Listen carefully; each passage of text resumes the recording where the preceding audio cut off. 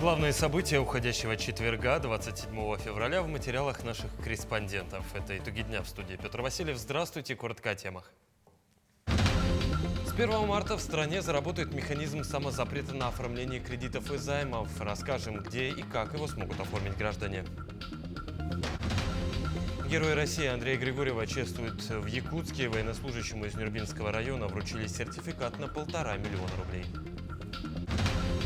Село Хатасы готовится к празднованию 80-летия Великой Победы. Этот год знаменателен для жителей села еще и тем, что оно отмечает 380-летие со дня основания.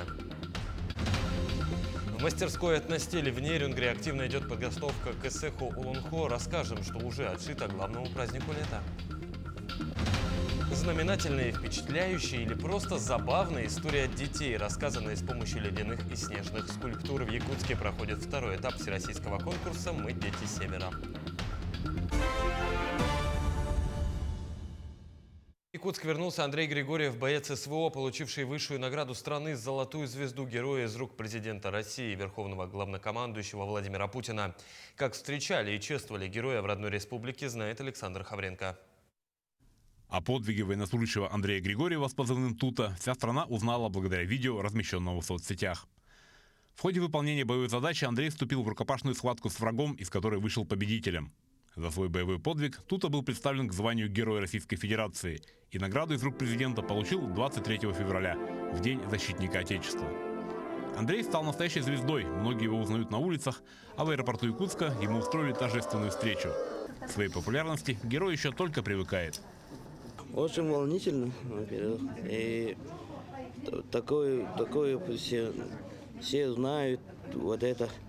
У меня-то, я-то обычный деревенский парень, но этот слишком много внимания тоже.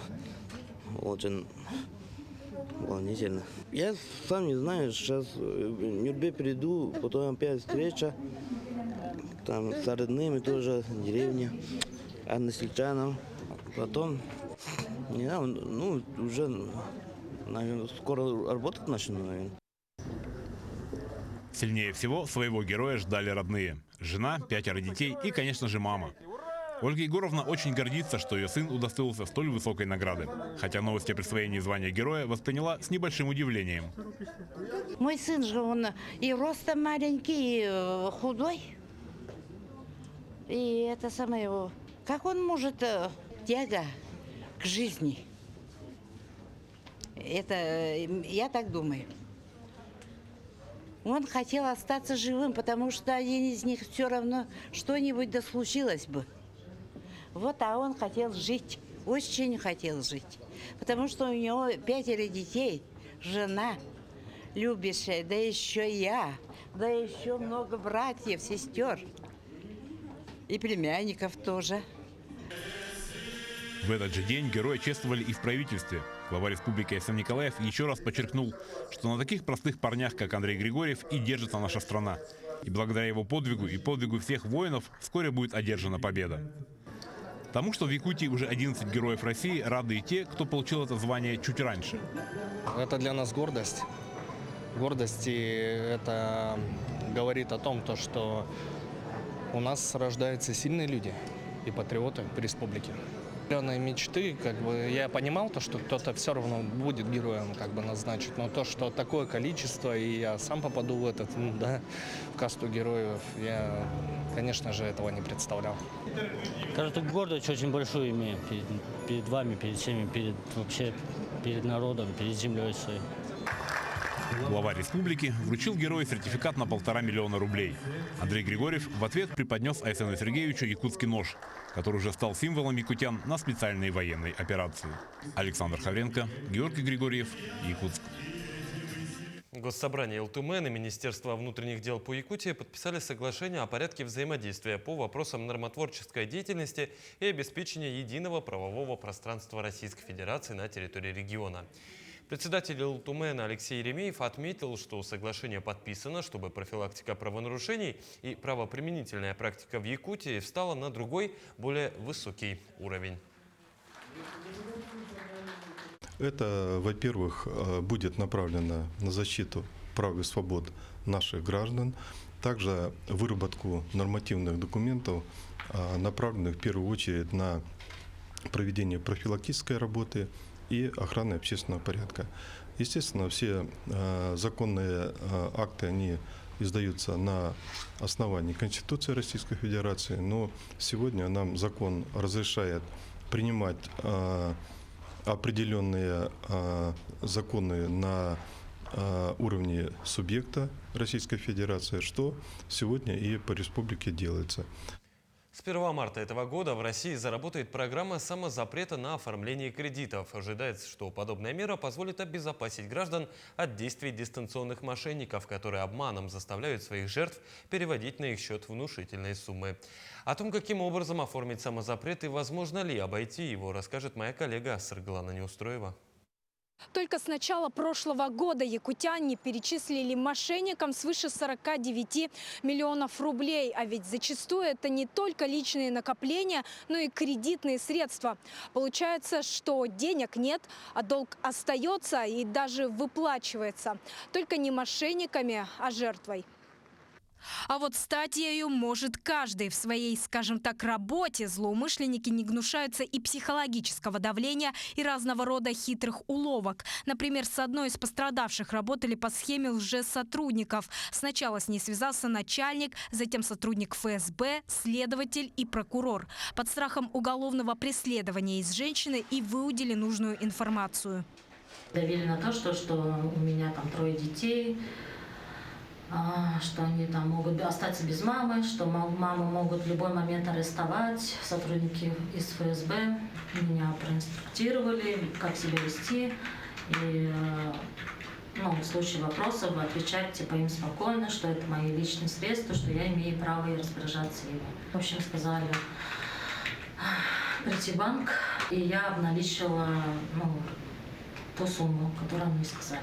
Общая сумма 1 710 000. Вы перевели на счета, которые вам продиктовали. Да.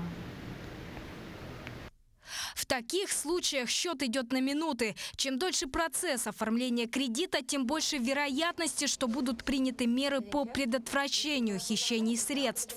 Если гражданин находится под воздействием мошенников и пробует оформить кредит, у него это не получится, если у него стоит самозапрет, поскольку потребуется время для того, чтобы снять это ограничение, и за это время человек может одуматься, у него появится именно такой шанс.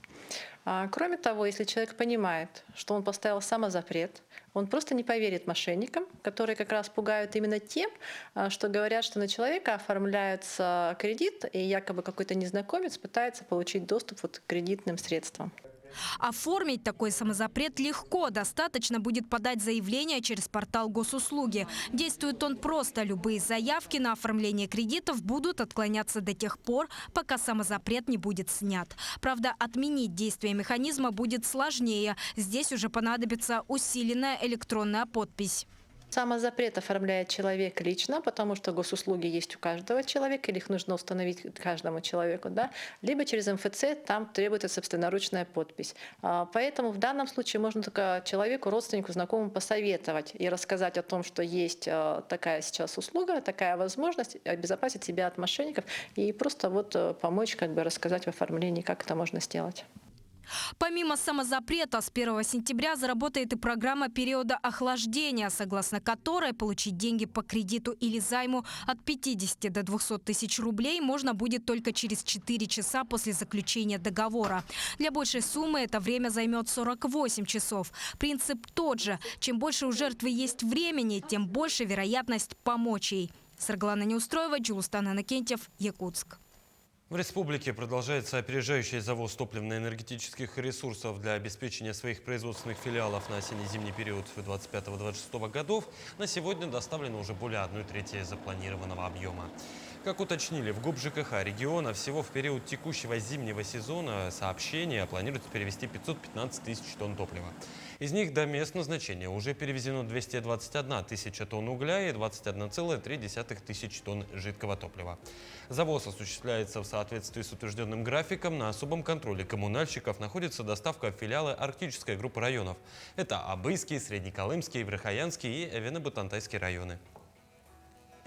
В свою очередь, Саханефтегазбыт доставляет нефтепродукты в самые отдаленные села Якутии. По автозимникам всего планируется доставить более 2700 тонн топлива в 90 сел республики. Тему продолжит Ржена Гармаева. Больше 50% топлива, доставляемого в районы республики, разливается на якутской нефтебазе. Это не просто розлив, это целый комплекс мероприятий и четко отлаженный механизм. А начинается все с изготовления канистр. Сейчас мы находимся на линии производства тарированной продукции. Это называется экструзионно-выдувная машина. Путем плавления и выдува мы производим канистры собственного производства. С 2024 года мы перешли на сырье отечественного производства города Саранска. Это позволило удешевить готовую продукцию, ну и сделать такой весомый вклад в импортозамещение. После 4 циклов тары перерабатываются для вторичного производства. В готовые канистры разливается топливо. Мастера разливной линии обязательно дублируют данные в электронную систему, а каждую тару взвешивают. Работа идет с соблюдением всех стандартов.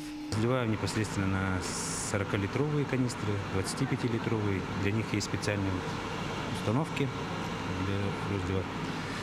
В среднем у нас разливается один контейнер в смену. Оператор технологических установок, например, он может 288 канистр в свою смену отработать.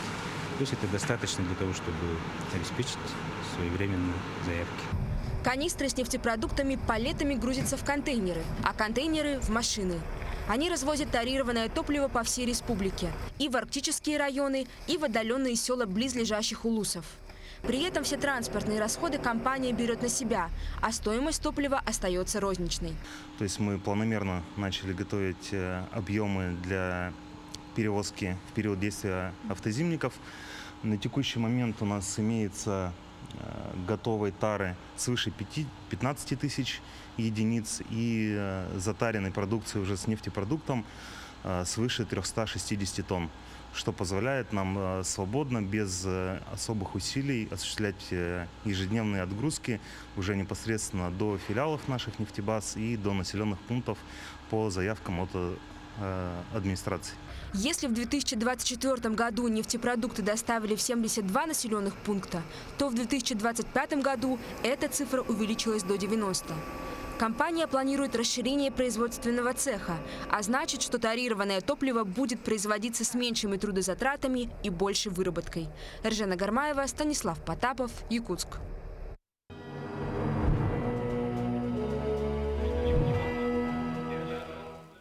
Село Хатасы готовится к празднованию 80-летия Великой Победы. Этот год знаменателен для жителей села еще и тем, что Хатасы отмечают 380-летие со дня основания. В преддверии двойного юбилея в селе кипит работа. Какая именно, расскажем в сюжете далее. Хатасы свято хранит память о 151 земляке, ушедшем на фронт, 65 из которых вернулись домой с победой. Их фотографии, воспоминания и боевые награды – ценные экспонаты местного музея. Также будут организованы в музее села Хатасы выставки истории учреждений. На той неделе состоялась передача знамени детскому саду номер 70 Коричене. То есть это учреждение, все учреждения по очереди будут проводить цикл мероприятий к 80-летию Победы. Это концерт, это участие в телепередаче аудиовизуальной студии Центра культуры Тускул. Сердцем памяти о военном прошлом является памятник воинам-землякам и труженикам тыла, установленный в центре села в 1985 году. В этом году к 80-летию Победы запланирована его масштабная реставрация. На эти цели выделено более 2 миллионов рублей. Как рассказал Евгений Пермяков, руководитель администрации наследия Хатасы, ранее проводился лишь косметический ремонт. Проводились мелкие ремонтные работы, это косметический ремонт, имеется в виду. И 5 лет назад мы силами населения поменяли тротуарную плитку. А до этого был залит бетон, и со временем он выпучился, потрескался, и с этим 5 лет назад поменяли. Праздничные мероприятия, посвященные 80-летию Победы и 380-летию села, пройдут в Центре культуры Тускул. Жителей и гостей села ждет фестиваль художественной самодеятельности, концерты, выставки народного творчества и специальная экспозиция в музее, посвященная истории села в годы войны. Дарья Короленкова, Алита Махно, Хатасы. От штурмовика до военного корреспондента в Якутии полным ходом идут отборочные этапы военно-спортивной игры «Зорница 2.0», посвященной 80-летию победы в Великой Отечественной войне. Юные якутяне от 7 до 21 года соревнуются в строевой подготовке, стрельбе, оказании первой медицинской помощи и других дисциплинах. Игра проходит 4 этапа – школьный, муниципальный и республиканский. Ну а победители республиканского уже этапа представят Якутию на всероссийском финале «Зорницы» в сентябре этого года. Напомню, военно-патриотическая игра учит ребят работать в команде и мыслить стратегически. Ждем максимальное количество районов на финале. В прошлом году финал у нас проводился непосредственно в Горном районе, и там было представлено более половины муниципальных образований со всей Республики Саха-Якутия. В этом году у нас цель, конечно, чтобы было как можно больше. Мы хотим, чтобы было хотя бы 25 муниципальных районов, которые также привезут свои команды. Сейчас идет утверждение организационного комитета, поэтому мы планируем, что до конца марта мы сформируем организационный комитет и на первом заседании уже определим сроки.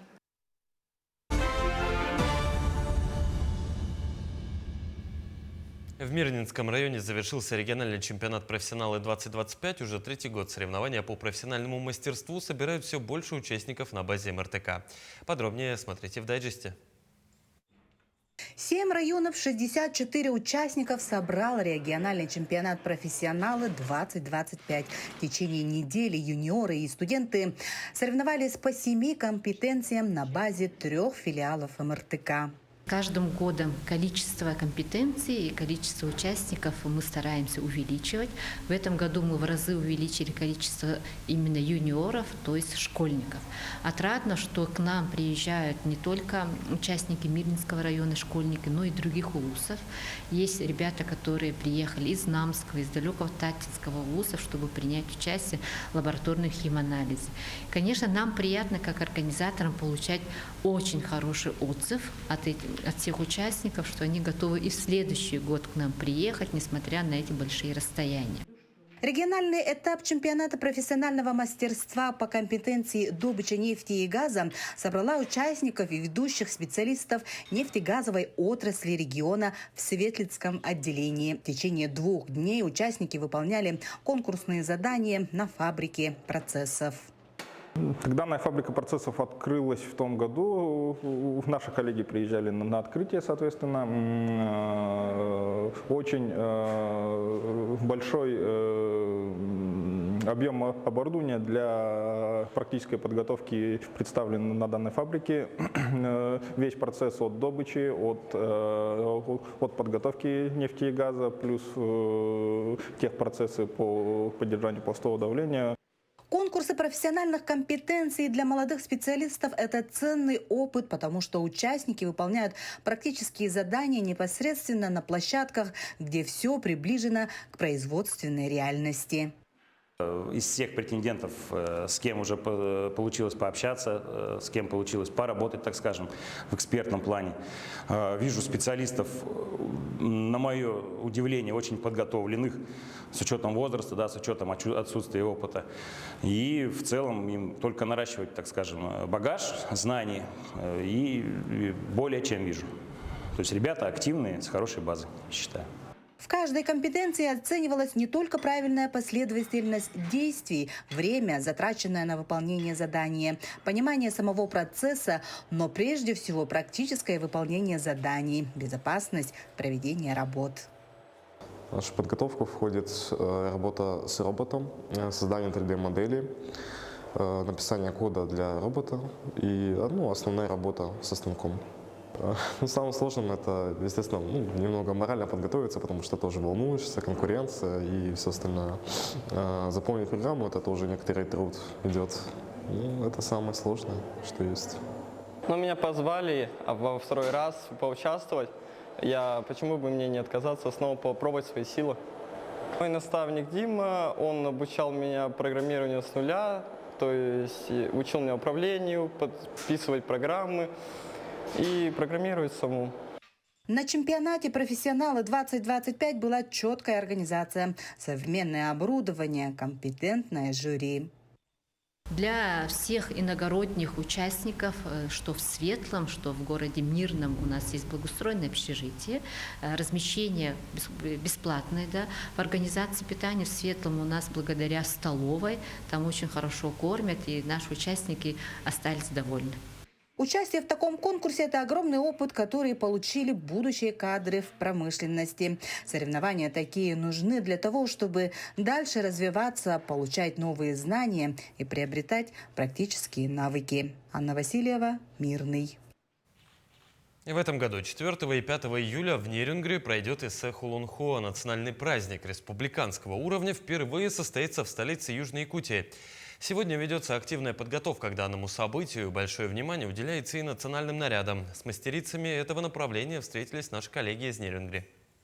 Знакомство и совместная творческая деятельность создателей мастерской «Этностиль» началась 10 лет назад с изготовления костюмов для выступлений учащихся Нерюнгринской воскресной школы. Спустя 5 лет мастерицы вывели свое хобби на профессиональный уровень, официально зарегистрировав свою деятельность. Начинали мы вдвоем, причем начинали дома у Елены Михайловны. То есть это была прямо конкретная домашняя мастерская. Но, слава богу, опять же, с помощью неравнодушных чиновников нашего района и города нам выделили вот это помещение, в котором мы до сих пор работаем.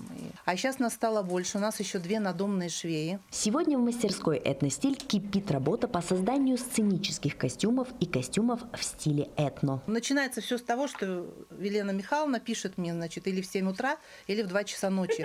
Михайловна меня осенила.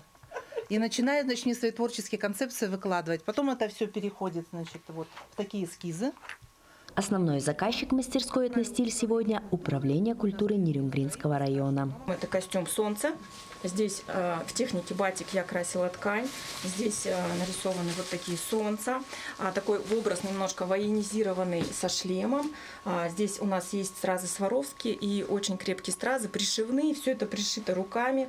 У нас здесь используются хальнитены, цепь. Мы стараемся, чтобы костюм был удобен для артиста, который будет работать несколько часов, чтобы он был красив, качествен и долг в обслуживании. Мастерицы ведут активную подготовку к эссе Хулунхуа, где можно будет во всей красе показать лучшие наряды. Уже пошита серия холодаев с эксклюзивными национальными вышивками и различными комбинациями оттенков ткани. А впереди еще много работы. Секретом являются сами костюмы, но эскизы мы можем показать. И над ними сейчас идет работа по шитью основ, по потом детальной расшивке всех костюмов. Это будут очень богатые костюмы, украшенные натуральными камнями, стразами Сваровски, значит, крашенными элементами в технике батик, мокрый, сырой, все возможные техники покраски ткани. Будем использовать натуральные материалы.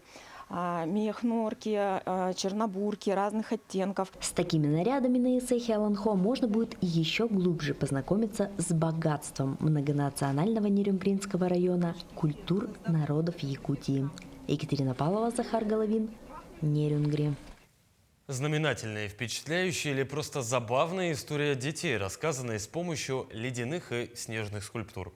В Якутске проходит 2-й этап всероссийского конкурса «Мы дети Севера». Ребята уже соорудили фигуры изо льда, теперь же приступили к работе скульптуры из снега. Тему продолжит моя коллега Марферина Алексеева. 16 команд, 32 истории, которые вдохновили участников на создание композиций. В первом этапе ребята мастерили скульптуры по заданной теме. Во втором – полная свобода воображения и фантазии. Каждая команда старается отличиться индивидуальным подходом и уникальностью идеи. Мы хотим сделать лицо с 3 сторон, чтобы когда мы шли вокруг, оно смотрело за нами. Наша фишка в том, что со всех сторон будут лица. И эти лица будут наблюдать за вами. Поэтому наша работа называется «Наблюдающий». Радомир Васильев из Чурапчинского улуса со своим младшим братом Колей создали скульптуру о себе и своем любимом занятии – рыбалке. Мы сами рыбаки, и в речке мы рыбачим всегда. Вот это младший брат, а это старший брат. Они рыбачат, ловят рыбу и глушат. Некоторые создают композиции незамысловатые, но при этом с задачей поднять настроение смотрящим.